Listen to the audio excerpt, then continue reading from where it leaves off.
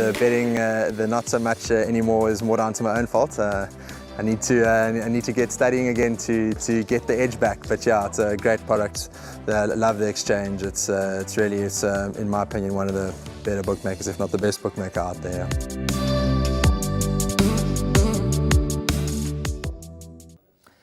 Bringing down the curtain at Hollywood Bets Greyville is the Hollywood Bets Bright Future 68 handicap. They'll do business over 1,400 meters. Kevin, when looking at the final event, number 1, Cape Town Affair has not won in 793 days. Number 2, Stand By Me, 1,195 days. You got Miss Charlotte, 441 days. And then 1 or 2 other horses. Number 7, Tight 5, 497 days. 8, Water Blast, 217 days. And number 10, Movie Magic, 877 days. So a lot of them are lacking confidence when it comes to the winning recipe. Somebody's going to have to show them where the winner's box is. Yeah, Sheldon, that was one of the things I noticed. Well, but when you're looking at a merit rating 68 handicap, these are the kind of horses you're going to be with. They haven't been in the winner's box for ages. You have to chuckle a bit, but you know, the sad part is somebody has to feed them, Sheldon, and we love this game and we're passionate about it, and they eat the same as comedy dings. Unfortunately, this is one of these races. Yeah, there's quite a few in this race, Sheldon, that I've marked and put. But I do think if Dennis Bosch's Cape Town Affair can't do it this time, well, it's every possible chance. He's got the claim 2.5, so 53 claim 2.5, drawn 1. Only thing that worried me last time, he started 25-1 when running second, so he wasn't fancied. So are we going to be in the same boat? Are we going to be looking for another one of those races where the best, the fittest horse and the well-being of the horse on the day is the one that wins? Well, if that's the case, then we're in for a hard race here in the last. Well, in race number 8, you got to flip a coin and take a stance. I'm quite strong on number 1, Cape Town Affair. 7 days ago, he made that local introduction when beaten second by Zanetto. He was beaten almost 4 lengths on that occasion. The handicapper pushed him up 3 points for that run. But if you look at his overall rating, he was a 94 down to a 54. So earlier on, he took on some very decent opposition. Second run after the rest, a week apart. Dennis must have looked at it, scrutinized the field, and said from the one draw, we take our chances for him to bounce back and get that third win. And if the race maps out as I intended is going to, if you look at the runners in the race, he's going to be in the vanguard, and this could be one of the better bets on the card. Absolutely, he should be in the vanguard. I read it as well. Drawn 1, such an advantage.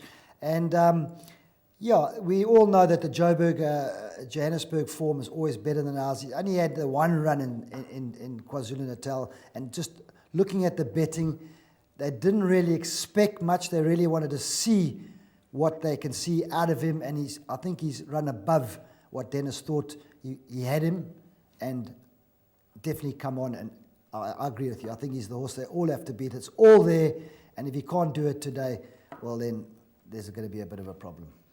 Then there's a horse called Stand By Me, number 2, the 8-year-old, around 25-1. This is my lurker in the pack for the trifectas and quartets. 3 runs back, ran second to Roy's Command.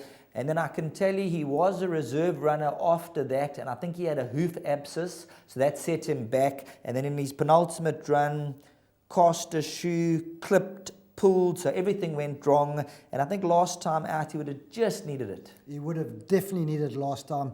Yeah, I think you're 100%. Ashton Arry sticks with the ride. When you see a jockey riding plus half, it was always sometimes it's, well, as a jockey's point of view, I think it's a positive because the guy's prepared to waste for it, prepared to take off the weight, so he definitely thinks the horse has got a chance, drawn well, and as Sheldon says, if it did have a bit of an abscess, that is really something you want to get out of a horse to get him to run. It's like you running with a boil at the bottom of your foot. That's how I can explain it to you. So, yeah, I looked at Doug Campbell's runners today. He has got quite a few runners with chances. I think Stand By Me could be definitely an outside chance in the last. Then when you look at the youngsters, a horse like number 3, Black White Dynamite, last time out made some late progress.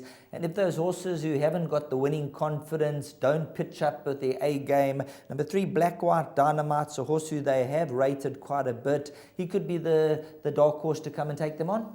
Yeah, I remember when he ran last time, and I asked, I think it was Anthony I spoke to. I think he was a little bit one pace this horse this run.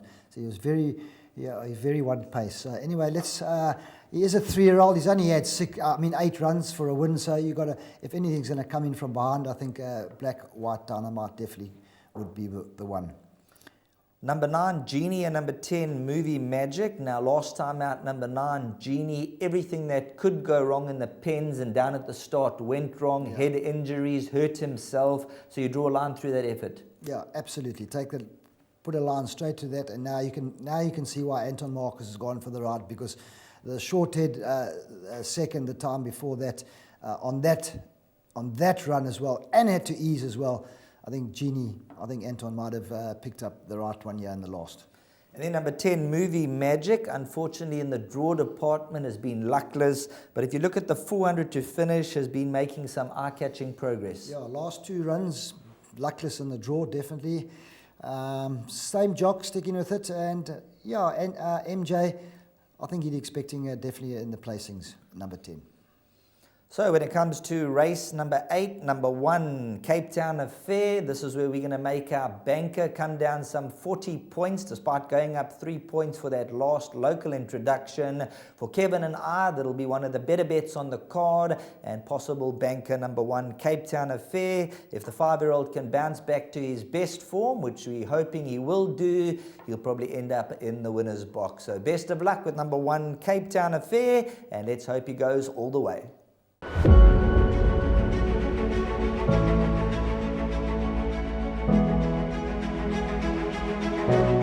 It's Donovan Everett from Cape Racing, and I'd just like to say it's an absolute pleasure to be involved with Intrabet and Cape Breeders in this golf day today here at Pearl Valley.